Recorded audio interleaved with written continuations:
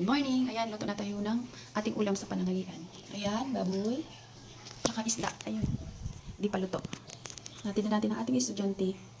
Mamaya susunduin na naman. Bye-bye! Tayo magluto ng ulam. Tapos ngayon, baba na naman ako. Baba ako sa baba kasi nga may bara daw sa ating apartment. Siguro nahulugan nila ng kanin.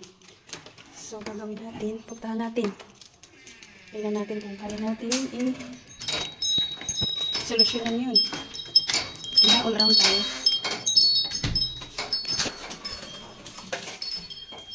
So, ginadal natin yung mouse. Wala nang gagawa nun, kundi ako na lang. Walang lalaki. So, ay, pagod. Ayos na. Ayun! Diretso na siya, Jen. Ayan na. Naayos na yung bara. Okay na, Jen.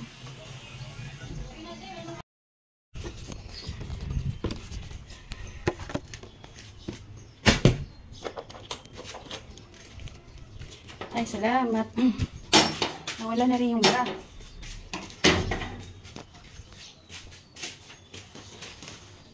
Nawala rin yung bara. Thank you, Lord.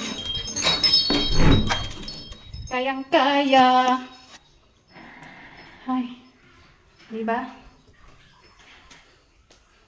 Pagod. Nakakapagod. Oh. Grabe. Ang bara. May mga toothpick. May mga buto. Kaya nagbara. May mga taba. Ay, Diyos ko. Diba? All around tayo. Pagod. Ang pahinga mo na. Tapos sundo na naman. Diba? Wala tayong gawa. Hindi tayo busy. Kaya nakahugas na tayo. Nakabihis na. Kasi mabaho ang yung stock na tubig. Kasi nga nakabara nga ilang araw na. Kaya nakahugas na tayo. Tapos kain muna tayo. Nagugutom ako. Grabe ang pagod. Nakain muna tayo tapos magsundo na. Tapos na ako kumain. Sundo na naman tayo sa ating estudyante. Init. Balot na balot. Init to.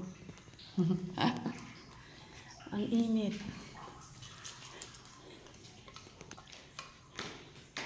Ay, bag pala.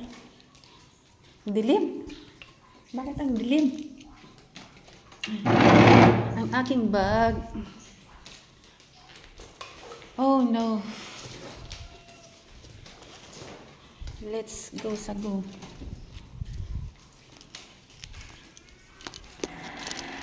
Ang aking madilim. Madilim kasi naka-sunglass. Ayan.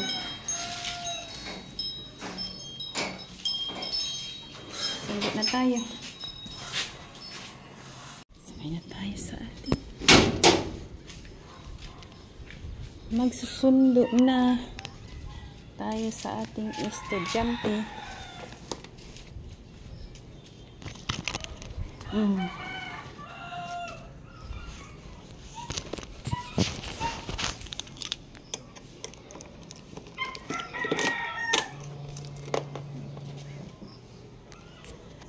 Mamaya ulit. Ayan, kumakain ng aming ayan, kumakain. May sila, may libreng bag. At saka, notebook. Ay, ang daming libre oh. Ang dami Ay, ay, notebook. May papel pa. Ang galing Ang dami Ilang piraso to? Ilang piraso ito? Yan 1, 2, 3, 4, 5, 6, 7, 8. 8. Tapos isang papel pad. Ayan, diba? Saka isang bag. Thank you. Ayan na. Bye-bye na.